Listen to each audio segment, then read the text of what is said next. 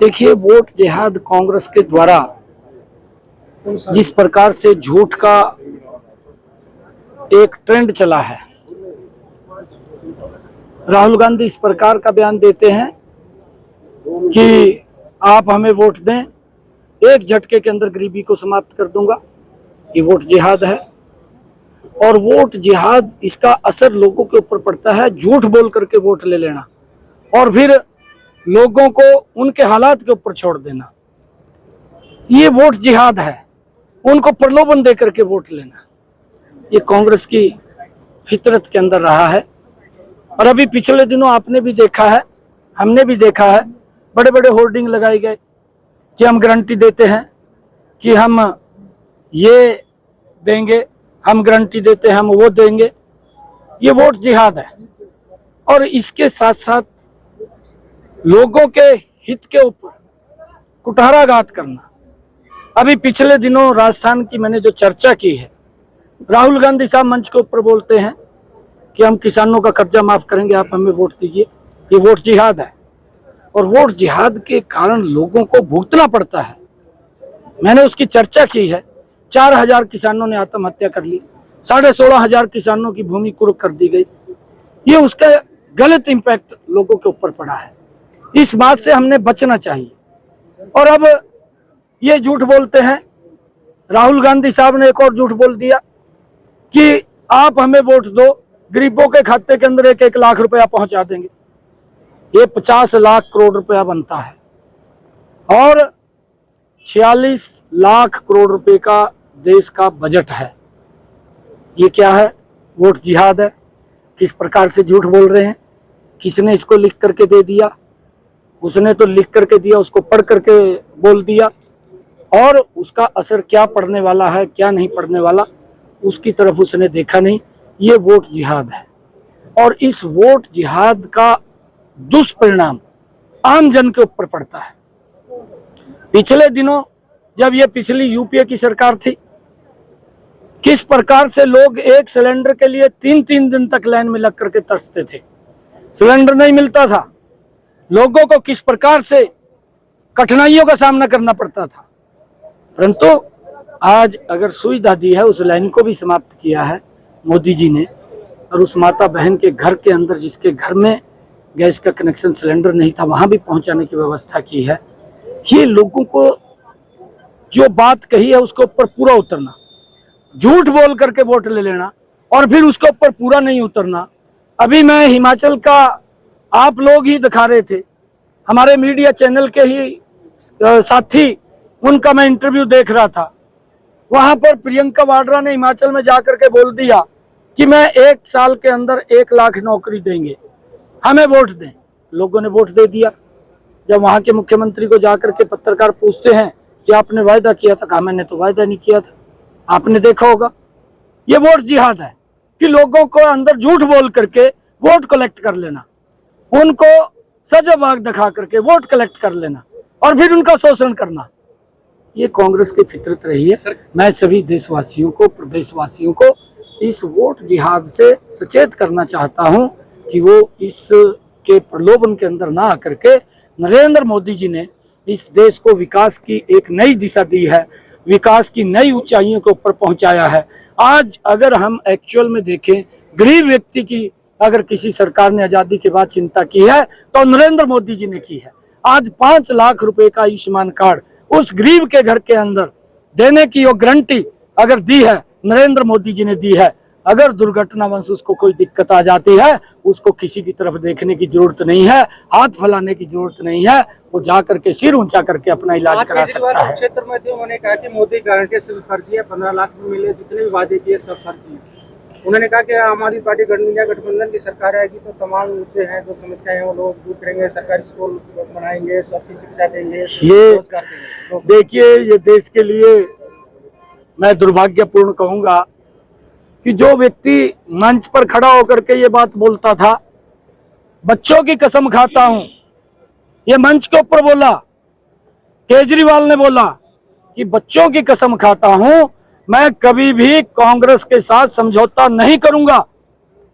ये केजरीवाल ने बोला कि अगर सोनिया गांधी की ईडी से जांच कराई जाए तो तिहाड़ जेल में चली जाएगी। इतना बड़े घोटाले, इतना बड़ा भ्रष्टाचार किया है। ये केजरीवाल ने बोला कि कांग्रेस ने देश को मुन्नी से ज्यादा बदनाम किया, ये केजरीवाल ने बोला। और उसके बाद क्या हुआ? उसके बाद क्या हुआ? जो व्यक्ति ये बात बोलता था कि मैं कट्टर ईमानदार हूं, मेरी पार्टी कट्टर ईमानदार है, अगर मेरे ऊपर एक भी छोटा सा दाग लगता है मैं तुरंत त्याग पत्र दे करके उसकी जांच कराऊंगा। ये किसी और के शब्द नहीं है, ये केजरीवाल के शब्द हैं। जो ये बात बोलता था कि मैं आम आदमी हूं, मैं कोई गाड़ी बंगला नहीं लूंगा, BMW गाड़ी में घूमता है। जो ये बोलता था कि मैं साधारण घर के अंदर रहूंगा, 45 करोड़ रुपए का शीश महल खड़ा कर लेता है। ये लोग देख रहे हैं उसकी कथनी और करनी क्या है। वो जो बोलता था, जिस मंच से केजरीवाल का जन्म हुआ है, उस मंच के ऊपर पूरा देश भ्रष्टाचार की लड़ाई लड़ रहा था, देश तंग था, देश के अंदर घोटाले हो रहे थे, वहां से केजरीवाल का जन्म हुआ। और जन्म हुआ, वो बोलता था मैं कट्टर ईमानदार हूं, मेरी पार्टी कट्टर ईमानदार है। परंतु हरियाणा की एक कहावत है, हाथी के दांत खाने के और दिखाने के और, ये कांग्रेस से भी बड़ा भ्रष्टाचारी निकला। और जो ये कहता था कि मैं बच्चों की कसम खाता हूं, ये जाकर के सबसे पहले उसने कांग्रेस के साथ ही समझौता किया। ये इंडी गठबंधन के लोग जितने भी हैं, आप उनके चेहरे को देखिए, किसी के ऊपर भ्रष्टाचार में FIR दर्ज है, कोई जेल में गया है, कोई जेल से बाहर आया है और कोई जेल में जाने वाला है। एक भी व्यक्ति भ्रष्टाचार के अंदर वो सुरक्षित नहीं, सभी भ्रष्टाचार में फंसे हुए हैं। और इनकी लड़ाई देश की नहीं है कि उन्होंने देश का भला करना है, देश के लोगों का भला करना है। इनकी लड़ाई ये नहीं है, उनकी लड़ाई है कि हमने भ्रष्टाचारियों को बचाना है। इसके कारण से इंडी गठबंधन के लोग इकट्ठे हुए हैं। और जब ये इकट्ठे हुए हैं, मोदी जी की जो सोच है, हमने इस देश को बचाना है, इंडी गठबंधन के लोगों की सोच है भ्रष्टाचारियों को बचाना है, परिवार को बचाना है, उसको लेकर के काम कर रहे हैं। जिस तरह से कुरुक्षेत्र में कैलाश सैनी जी पूर्व सांसद रही, उन्होंने बीजेपी छोड़ दी। अभी जो पानीपत शहरी से है, जो उन्होंने MLA थी पूर्व, उन्होंने भी कांग्रेस ज्वाइन किया। तो क्या लगता है क्यों छोड़ के जा रहे हैं? वो कह रहे कि अनदेखी हो रही है। नहीं, देखिए, अनदेखी नहीं हो रही है, हमारी सभी से बात होती थी। परंतु आजकल एक मैं अगर साधारण बात के अंदर कहूं, 2014 से पहले एक लट्टू मिलता था, आजकल तो LED मिलती है। एक लट्टू मिलता था और वो अंदर उसके तार होती थी, उससे वो जगता था लट्टू के अंदर, और वो तार कई बार फ्यूज हो जाती थी, टूट जाती थी। फिर लोग सोचते थे भाई आज तो दुकान बंद हो गया, और उसको जोड़ने का प्रयास करके एक रात निकालते थे। आजकल कांग्रेस की हालत उस फ्यूज बल्ब जैसी हो गई है, आज इसके पल्ले कुछ रहा नहीं है। आज ये, क्योंकि जमीन धरातल के ऊपर इनके नहीं रही है, ये भ्रष्टाचार के अंदर फंसे लोग हैं। जब भी कांग्रेस की सरकार बनती है, भ्रष्टाचार गति से बढ़ जाता है। जब भी मोदी जी की भारतीय जनता पार्टी की सरकार आती है, विकास की गति तेज होती है। कहते हैं कि अल्पमत में सरकार है, नैतिकता के आधार पर अपना इस्तीफा दे देना चाहिए और जो फ्लोर टेस्ट होना चाहिए। मैं भूपेंद्र सिंह हुड्डा साहब को कहना चाहता हूं, अभी 1 महीना पहले यही हर बार अविश्वास प्रस्ताव लेकर के आते थे।